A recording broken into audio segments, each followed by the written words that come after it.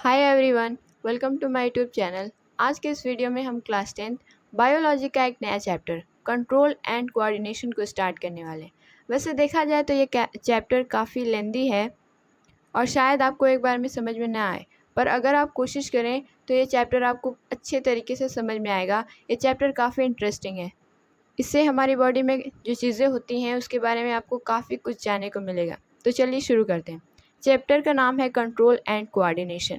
Control and coordination का मतलब क्या होता है ये आप सभी जानते हैं, पर इस वक्त हम पढ़ रहे हैं बायोलॉजी। तो अकॉर्डिंग टू बायोलॉजी हमारी बॉडी या फिर किसी भी लिविंग ऑर्गेनिज्म में कोई भी चीज़ें कैसे कंट्रोल और कोऑर्डिनेट होती हैं, हमें इस चैप्टर में उसके बारे में पढ़ना है। हमें control and coordination in human beings और इन प्लांट्स, इन दोनों लिविंग बींग्स के बारे में इस चैप्टर में पढ़ना है। तो चलिए शुरू करते हैं।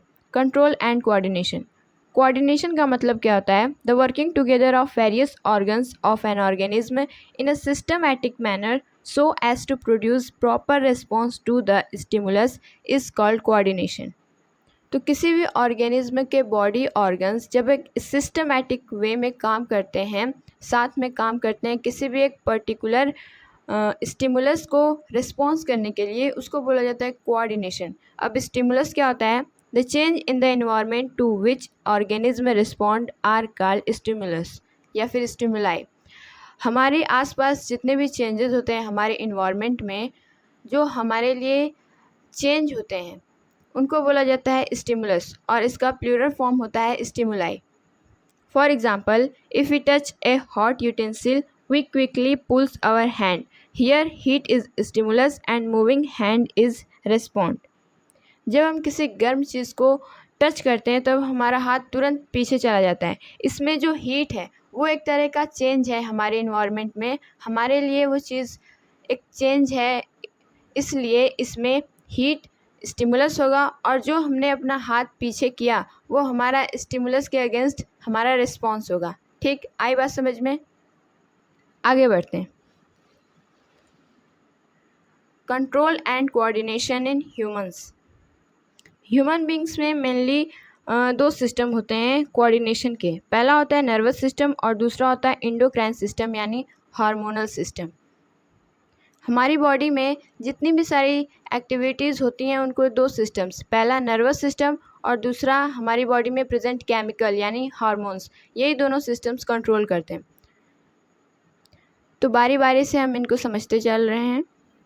पहला है human nervous system. The function of nervous system is to coordinate the activities of the body. It helps all other systems of the body to work together. हमारी बॉडी में जो नर्वस सिस्टम होता है उसका फंक्शन ये होता है कि हमारी बॉडी में वो सारी एक्टिविटीज़ को कोऑर्डिनेट करे और सारे सिस्टम्स को साथ में काम करने में हेल्प करे। It receives information from surrounding, process it, interprets it and then respond accordingly. इसका एक और फंक्शन होता है कि ये हमारी जो चेंजेस होते हैं यानी स्टिमुलस, उससे रिलेटेड जो इन्फॉर्मेशन होता है उसको ये रिसीव करता है नर्वस सिस्टम। उसके बाद इसको प्रोसेस करता है यानी ये ब्रेन तक पहुंचाता है और ब्रेन से जो चीज़ें प्रोसेस की जाती हैं उसको बोलते हैं प्रोसेस। तो ये प्रोसेस करवाता है इसको और उसके बाद जो वहाँ से ऑर्डर मिलते हैं उनको भेजता है इस स्टिमुलस के अकॉर्डिंग रिस्पॉन्स करने के लिए। तो ह्यूमन नर्वस सिस्टम के मेनली दो फंक्शन होते हैं। पहला, ये हमारी बॉडी में सभी सिस्टम्स को साथ में वर्क करने में हेल्प करता है और दूसरा, ये स्टिमुलस को रिसीव करता है, उसके बाद उस स्टिमुलस के अकॉर्डिंग रिस्पॉन्स कराता है। ओके, आगे बढ़ते हैं। The unit of nervous system neuron. जो हमारा ये नर्वस सिस्टम होता है ये बहुत सारी सेल्स से मिल के बनता है और वो उन सेल्स को बोलते हैं न्यूरॉन। नर्वस सिस्टम के सारे फंक्शंस इस न्यूरॉन की हेल्प से ही होते हैं। हमने क्लास 9th में पढ़ा था कि सेल्स किसी भी ऑर्गेनिज्म की फंडामेंटल और स्ट्रक्चरल यूनिट होती हैं। ठीक उसी तरह से नर्वस सिस्टम का ये न्यूरॉन सेल्स फंडामेंटल और स्ट्रक्चरल यूनिट होते हैं। Neuron is the structural and functional unit of life, has special structure to receive, conduct and transmit impulses.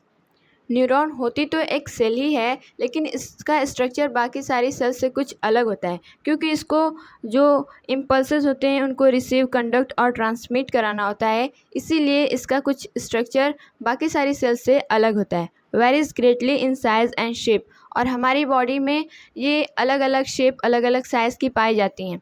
They are longest cell present in human body. ये एक important point है कि हमारी body के जो सबसे लॉन्गेस्ट सेल होती हैं वो न्यूरॉन सेल्स ही होती हैं।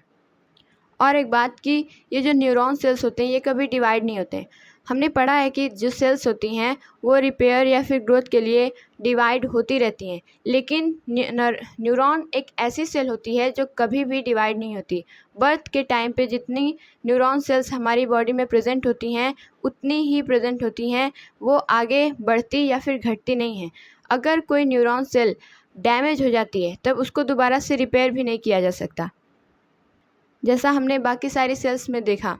ऐसा इसलिए होता है क्योंकि न्यूरॉन सेल्स में सेंट्रियोल्स नहीं प्रेजेंट होते हैं।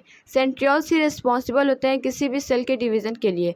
चूँकि न्यूरॉन में सेंट्रियोल्स प्रेजेंट नहीं होते हैं, इसीलिए इनका डिवीज़न नहीं होता है, और इसीलिए इनका नंबर न ही बढ़ता है और न ही घटता है। जितना बर्थ के टाइम पे हमारे बॉडी के भीतर न्यूरॉन सेल्स होंगी उतने ही आगे तक हमारी बॉडी में प्रेजेंट होंगी।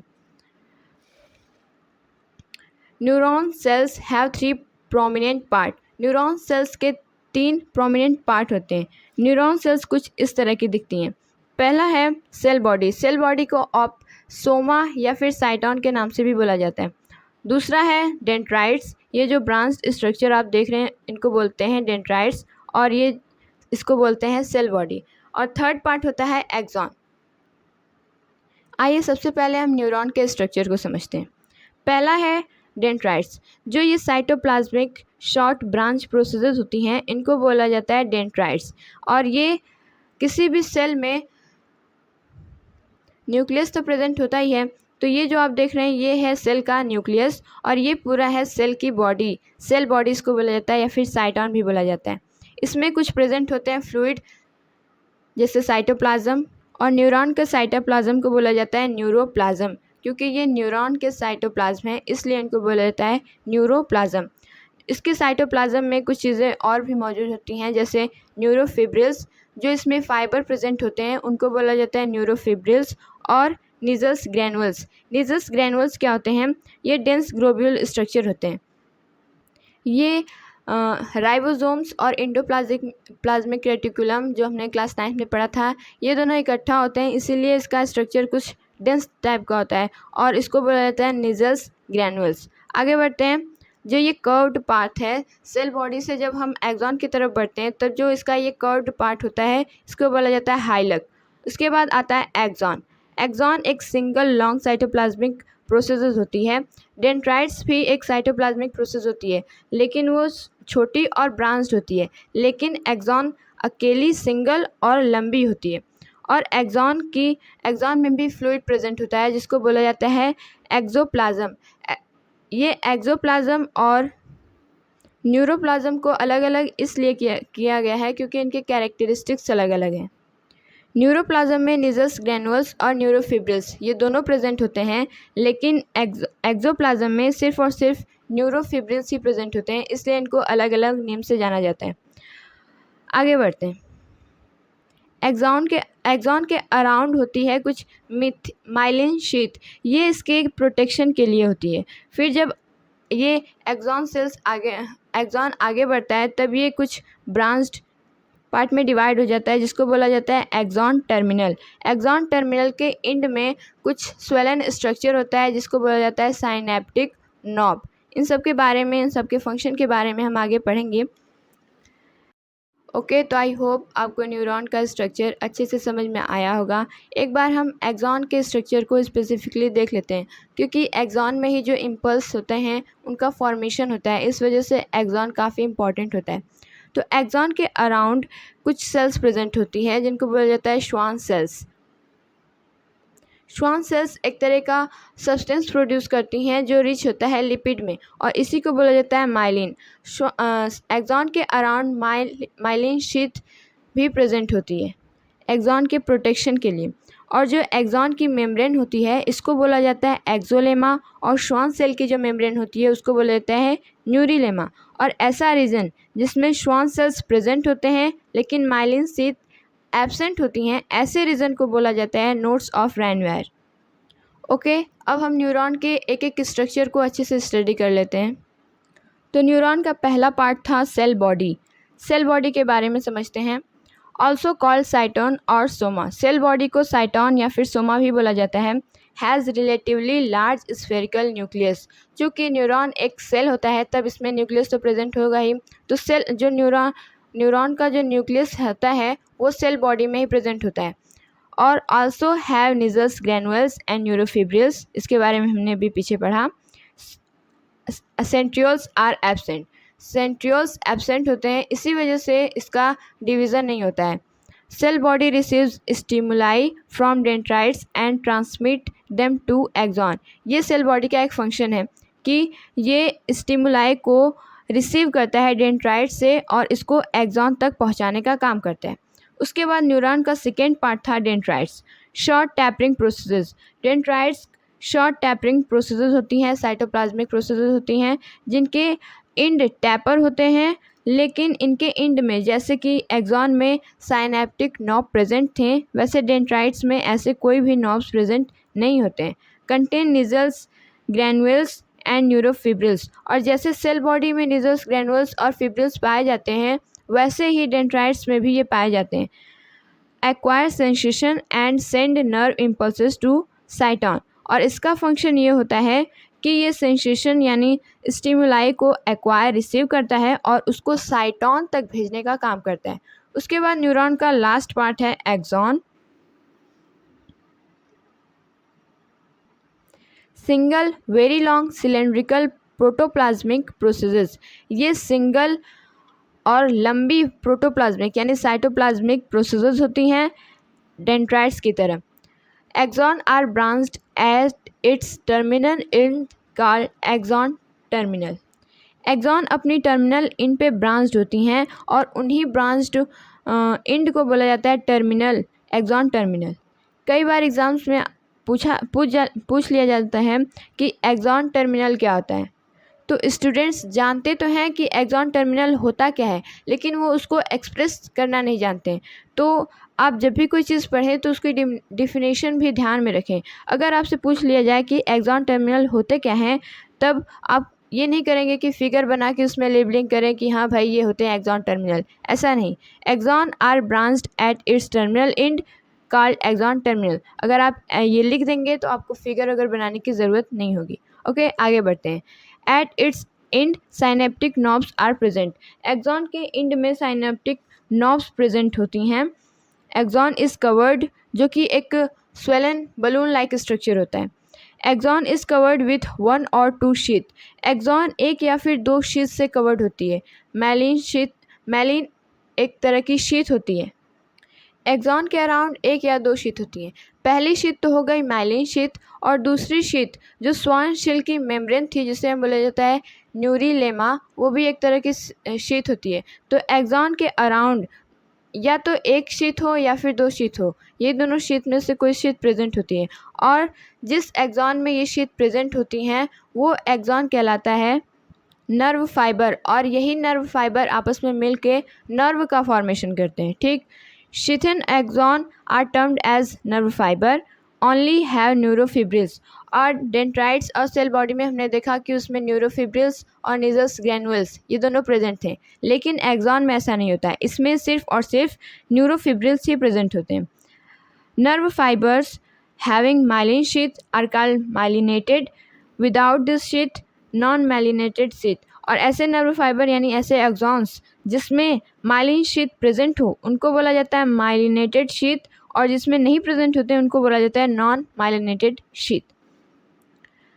Myelinated nerve fibre conduct impulses more efficiently.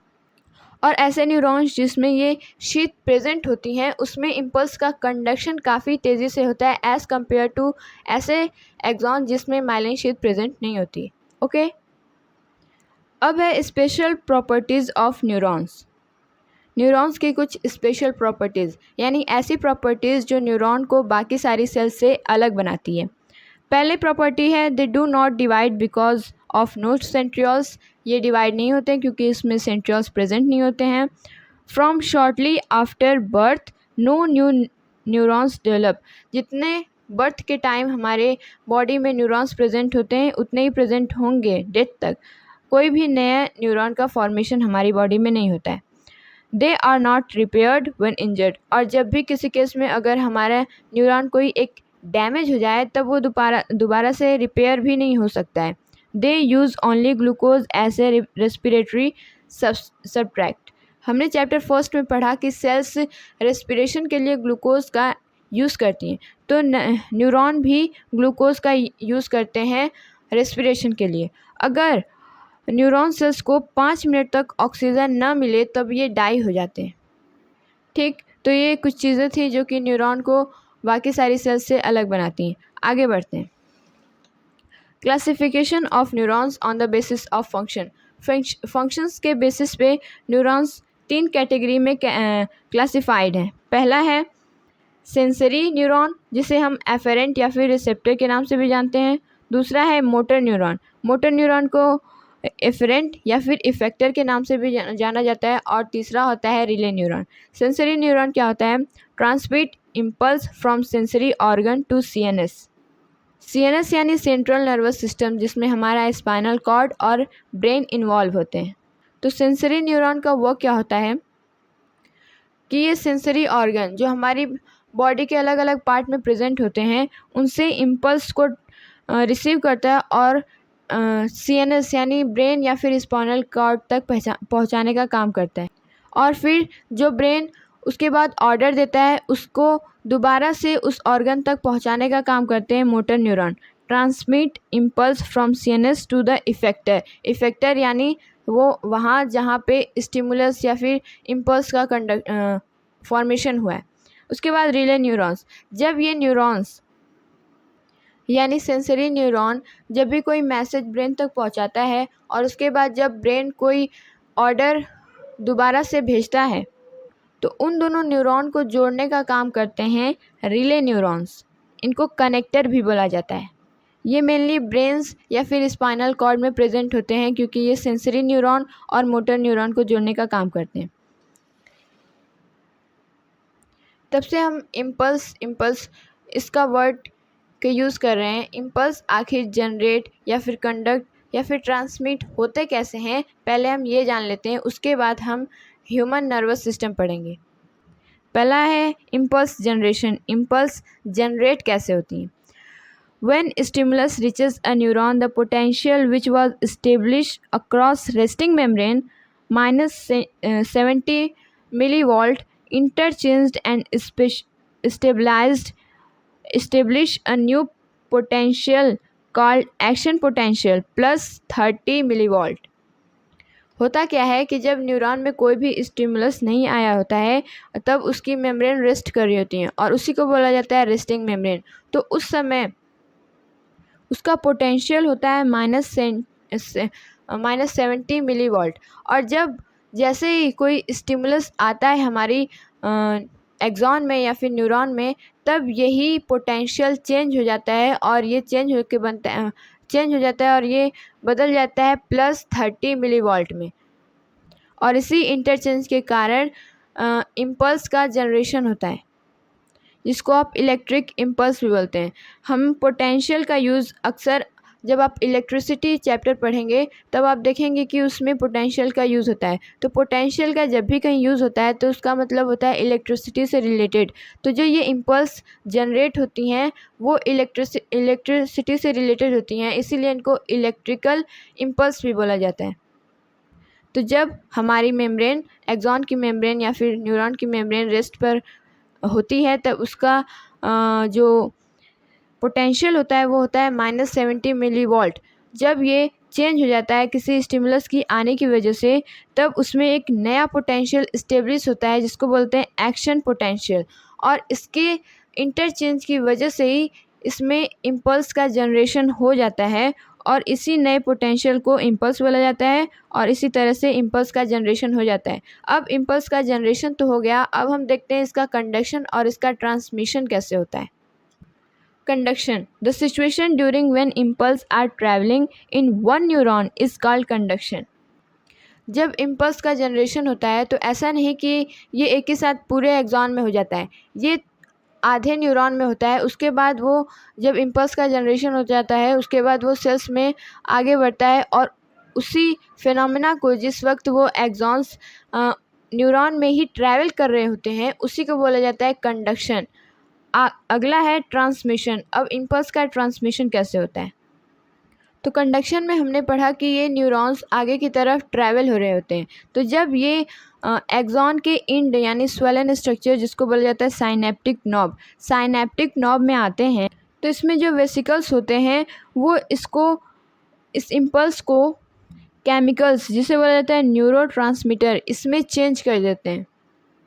और जब ये न्यूरोट्रांसमीटर किसी दूसरे न्यूरॉन में इंटर करते हैं उसी फिनोमेना को बोला जाता है ट्रांसमिशन, यानी ऐसे ही इम्पल्स का ट्रांसमिशन होता है। न्यूरोट्रांसमीटर होता क्या है इसका हम पहले डिफिनेशन देखते हैं।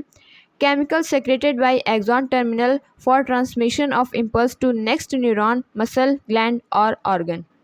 ये एक तरह का केमिकल होता है जिसको एक्सॉन सेक्रेट करता है इम्पल्स की ट्रांसमिशन के लिए। इम्पल्स का ट्रांसमिशन ज़रूरी नहीं है कि हमेशा एक से दूसरे न्यूरॉन तक ही जाए, ये कभी कभी मसल सेल्स में भी होता है, कभी कभी इसका ट्रांसमिशन ग्लैंड या फिर ऑर्गन्स में भी होता है। होता कैसे है इसका ट्रांसमिशन पहले वो देखते हैं। ये है एक्सॉन टर्मिनल और ये है उसका स्वेलन स्ट्रक्चर साइनेप्टिक नॉब और ये है दूसरी न्यूरॉन। जो ट्रांसमिशन के पहले वाली जो न्यूरॉन होती है उसको बोला जाता है प्री साइनेप्टिक मेम्ब्रेन और उसके बाद वाली को बोला जाता है पोस्ट साइनेप्टिक मेम्ब्रेन। तो जब ये न्यूरोट्रांसमीटर दूसरी सेल्स में ट्रांसमिट होने वाले होते हैं तो ऐसा नहीं है कि दो न्यूरॉन्स आपस में कनेक्टेड होते हैं, उनके बीच में गैप होता है और उन्हीं गैप को बोला जाता है साइनेप्स। और जब ये न्यूरोट्रांसमीटर आते हैं तब ये इस गैप की हेल्प से दूसरे न्यूरॉन के डेंड्राइट्स में पहुंच जाते हैं और उसके बाद उसका कंडक्शन उसी सेल में होता है। उसके बाद उस सेल से किसी और सेल में जाता है और ऐसे ट्रांसमिशन होता रहता है। और जब भी किसी दो न्यूरॉन में ट्रांसमिशन होगा तो पहला न्यूरॉन का उसमें साइनेप्टिक नॉब यानी एक्सॉन इन्वॉल्व होगा और दूसरे न्यूरॉन का डेंड्राइट्स। जैसा आप यहाँ देख रहे हैं, कभी भी ऐसा नहीं होगा कि दो न्यूरॉन्स में डेंड्राइट्स में इम्पल्स का ट्रांसमिशन हो, ऐसा कभी नहीं होता है। जब भी इम्पल्स का ट्रांसमिशन होता है तो एक सेल का एक्सॉन उसमें इन्वॉल्व होता है और दूसरे का डेंड्राइट्स। ठीक, आगे बढ़ते हैं। Transmission of single signals or information between a neuron and other neuron is permitted by a junction synapse। Synapse इस गैप को बोला जाता है, इस जंक्शन को बोला जाता है। तो जब भी ट्रांसमिशन होता है किसी सिग्नल्स का या फिर इंफॉर्मेशन का एक न्यूरॉन से दूसरे न्यूरॉन्स में, तब ये साइनेप्स की हेल्प से होता है। एट साइनेप्स एक वॉल्व की तरह काम करता है। वॉल्व आपने बायो के फर्स्ट चैप्टर लाइफ प्रोसेस में जब अपने हार्ट को स्टडी कर रहा होगा यानी उसके बारे में पढ़ा होगा तब आपने उसमें वॉल्व का जिक्र देखा होगा। वॉल्व होते क्या हैं कि ये हार्ट में प्रेजेंट होते हैं जो कि ब्लड के बैकफ्लो को होने से रोकते हैं। तो ठीक ऐसा ही साइनेप्स भी करते हैं। जब भी कोई किसी भी न्यूरॉन में इम्पल्स ट्रैवल कर रहे होते हैं तो वो आगे ही बढ़ते हैं, पीछे नहीं जाते हैं। यानी अगर वो इस न्यूरॉन में हैं तब ये आगे दूसरे न्यूरॉन में जाएंगे। ऐसा कभी नहीं होता है कि ये वापस से उसी सेल में दोबारा से कंडक्ट होने लगे, ऐसा कभी नहीं होता है। जैसे कि हार्ट में वॉल्व बैकफ्लो को रोक रहा था ब्लड के, वैसा इसमें साइनेप्स का वर्क होता है कि ये जो इम्पल्सेस होती हैं उनके बैकफ्लो को रोकता है। Axon terminal come close to dendron, dendrites को सिंगुलर में बोला जाता है डेंड्रॉन ऑफ अदर न्यूरॉन्स। ये दूसरे neuron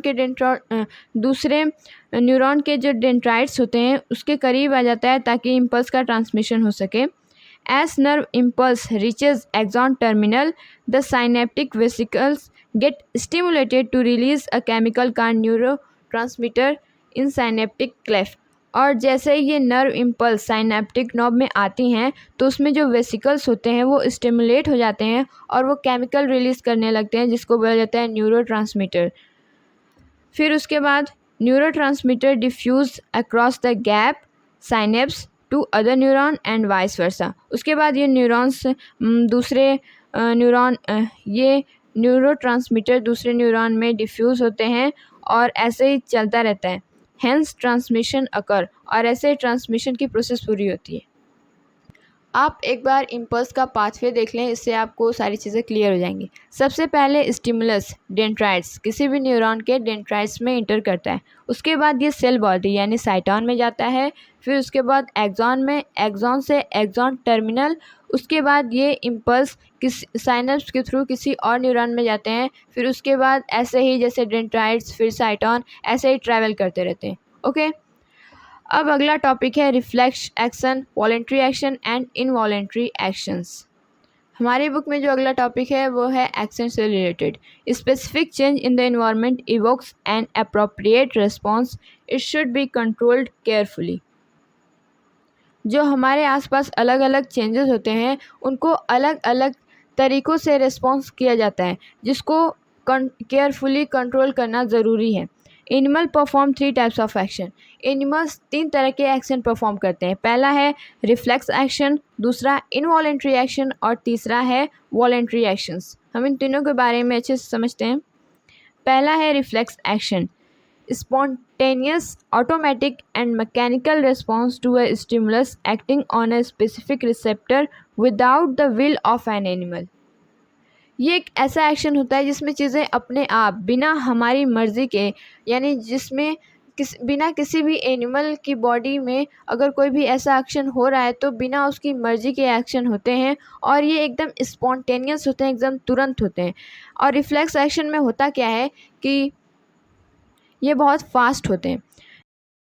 need for reflex action, हमें आखिर रिफ्लेक्स एक्शन की ज़रूरत क्यों पड़ती है? It has survival value. In certain situations sensation require immediate response as time for the processing may cause harm to the body. In such situation the reflex action occur. कभी कभी हमारे साथ ऐसी सिचुएशन होती है जिसमें क्विक रिस्पॉन्स की हमें ज़रूरत होती है और अगर इन्फॉर्मेशन को उस टाइम पे ब्रेन तक पहुंचा जाए, उसकी प्रोसेसिंग की जाए, तब तक बहुत देर हो जाएगी। और रिफ्लेक्स एक्शन ऐसे ही केसेस में होते हैं ताकि हमारी बॉडी को कोई हार्म इफ़ेक्ट ना पहुँचे प्रोसेसिंग या फिर देरी होने के कारण। ठीक, एग्जांपल्स, रिफ्लेक्स एक्शन के कुछ एग्जांपल्स हैं blinking of eyes, movement of diaphragm, withdrawal of hand touched by hot object, salivation, coughing, yawing, sneezing etcetera. ये सारे कुछ रिफ्लेक्स एक्शन के एग्जांपल हैं। रिफ्लेक्स एक्शन में होता क्या है कि जो इन्फॉर्मेशन होती हैं वो ब्रेन तक न जाकर स्पाइनल कॉर्ड तक ही जाती हैं, उसके बाद रिस्पॉन्स क्विक रिस्पॉन्स आता है। ऐसा इसलिए क्योंकि अगर इन्फॉर्मेशन को ब्रेन तक पहुंचाया जाएगा तब तक काफ़ी देर हो जाएगी और हमारी बॉडी के साथ कुछ हार्म इफ़ेक्ट भी हो सकते हैं। इसीलिए ब्रेन ने स्पाइनल कॉर्ड को ये इजाज़त दी है कि ऐसे केसेस में वो खुद एक्शन ले सकता है। ऐसा नहीं होता है कि बाद में ब्रेन के पास ये इन्फॉर्मेशन भेजी नहीं जाती है। जब ये क्विक रिस्पॉन्स हो जाता है उसके बाद ये इन्फॉर्मेशन ब्रेन तक भी पहुंचाई जाती है। देखते हैं रिफ्लेक्स एक्शन में चीज़ें होती कैसे हैं। ये स्टिमुलस है, यानी मान लीजिए हमने किसी गर्म चीज़ को टच किया तो इसमें स्टिमुलस है हीट रिसेप्टर जो हमारी बॉडी में प्रेजेंट होते हैं। जो चीज़ें हमारी बॉडी में हीट को डिटेक्ट करती हैं उनको बोला जाता है थर्मो रिसेप्टर। फिर ये रिसेप्टर स्पाइनल कॉर्ड तक ये इन्फॉर्मेशन भेजता है कि किसी गर्म चीज़ को टच किया गया है। फिर ये स्पाइनल कॉर्ड, क्योंकि ये एक ऐसी सिचुएशन है जिसमें हमें क्विक रिस्पांस की ज़रूरत है, तो ये स्पाइनल कॉर्ड ब्रेन तक इन्फॉर्मेशन न पहुंचाकर मोटर न्यूरॉन की हेल्प से डायरेक्ट इफेक्टर तक ही इन्फॉर्मेशन ऑर्डर अपना पहुंचाता है कि तुरंत हाथ हटा लिया जाए और रिस्पांस में हम अपना हाथ हटा लेते हैं। और ये इफेक्टर हमारी आर्म्स की मसल में प्रेजेंट होता है, क्योंकि जब मसल सेल्स कॉन्ट्रैक्ट करेंगी तभी हम अपना हाथ हटाएंगे। ठीक, तो रिफ्लेक्स एक्शन में होता है कि रिसेप्टर से इंफॉर्मेशन डायरेक्ट स्पाइनल कॉर्ड तक और स्पाइनल कॉर्ड से डायरेक्ट रिस्पॉन्स आ जाता है इफेक्टर तक। इसमें ब्रेन इन्वॉल्व नहीं होता। हाँ, बाद में इंफॉर्मेशन ब्रेन को पहुंचाई जाती है, लेकिन एक्शन होने के बाद। अब आगे बढ़ते हैं। Reflex action generally involves spinal cord for quick response to specific stimulus. However, information also goes on to reach the brain when thinking purpose occurs. ठीक, तो रिस्पॉन्स जब क्विक रिस्पॉन्स हो जाता है उसके बाद इंफॉर्मेशन ब्रेन तक पहुंचाई जाती है थिंकिंग प्रोसेस के लिए। रिफ्लेक्स आर्क एक टर्म हमारी बुक में दिया गया है। क्या मतलब होता है इसका? The path taken by nerve impulse in a reflex action is called reflex arc.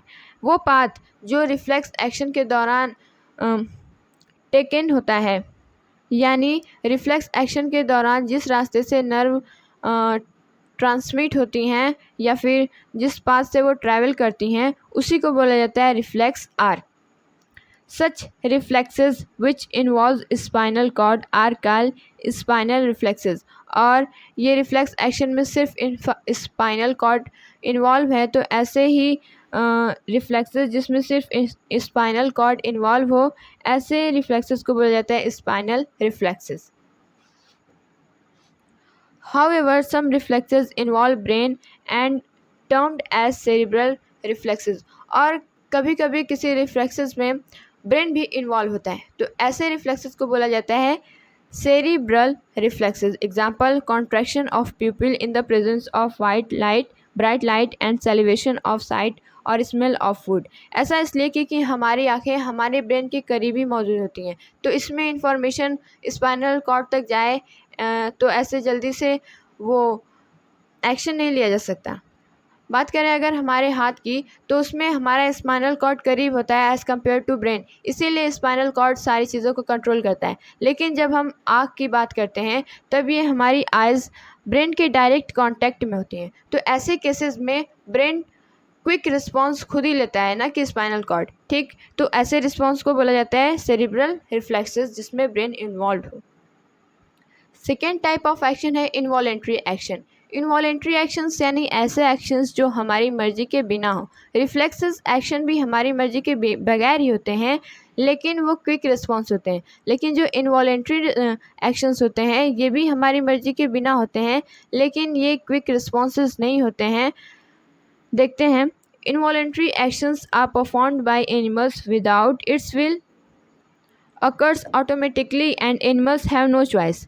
ये अपने आप ही हो जाते हैं, इसमें हमारी कोई भी परमिशन नहीं ली जाती। Many involuntary actions are controlled by mid brain and hind brain. ये ब्रेन के कुछ पार्ट्स हैं, तो ज़्यादातर इनवॉलेंट्री एक्शंस को मिड ब्रेन और हिंड ब्रेन ही कंट्रोल करते हैं। एग्जांपल है रेगुलेटर बीटिंग ऑफ हार्ट। हमारी हार्ट बीट जो होती है उसको कंट्रोल करने वाला इनवॉलेंट्री एक्शन से होते हैं। हमारी मर्ज़ी से हमारे दिल नहीं धड़कता। अगर हम कहें कि तुम रुक जाओ धड़कना, तो ऐसा नहीं होगा। Heart beat, blood pressure, peristaltic movement जो हमारे इसोफेगस में देखने को मिलती हैं, ये सारी चीज़ें हमारी मर्ज़ी के बिना ही होती हैं, अपने आप होती हैं, तो इसीलिए इनको इनवॉलेंट्री एक्शंस में रखा गया है। और एग्जांपल है मूवमेंट ऑफ डायफ्राम, यानी जब हम सांस लेते हैं तब हमारे लंग्स के वो जो नीचे प्रेजेंट होते हैं डायफ्राम, उनका मूवमेंट ये भी इनवॉलेंट्री एक्शंस में भी होता है। और सेलिवेशन, जब हम किसी अच्छे टेस्टी फूड को देखते हैं तो हमारे मुंह में पानी आने लगता है, तो ये भी एक इनवॉलेंट्री एक्शन ही होता है। और दूसरा एग्जांपल है, लास्ट एग्जांपल है वॉमिटिंग। अब आगे बढ़ते हैं। लास्ट टाइप ऑफ एक्शन है वॉलेंट्री एक्शंस, यानी ऐसे एक्शंस जो हमारी मर्जी के साथ हो, यानी अगर हम चाहेंगे तो ये एक्शन होंगे और अगर हम नहीं चाहेंगे तो ये एक्शंस नहीं होंगे। Performed by animals with its will, यानी उसकी चाह के साथ होते हैं। It is controlled by cerebellum part of hind brain. ये हिंड ब्रेन का एक सब पार्ट होता है सेरिबेलम, इससे ये कंट्रोल किए जाते हैं। एग्जाम्पल है वॉकिंग, यानी अगर हम चाहें चलना तो हम चलेंगे और अगर हम न चाहें चलना तो हम नहीं चलेंगे, तो ये हमारी मर्जी के साथ हो रहा है, तो इसको हम बोलेंगे वॉलेंट्री एक्शन।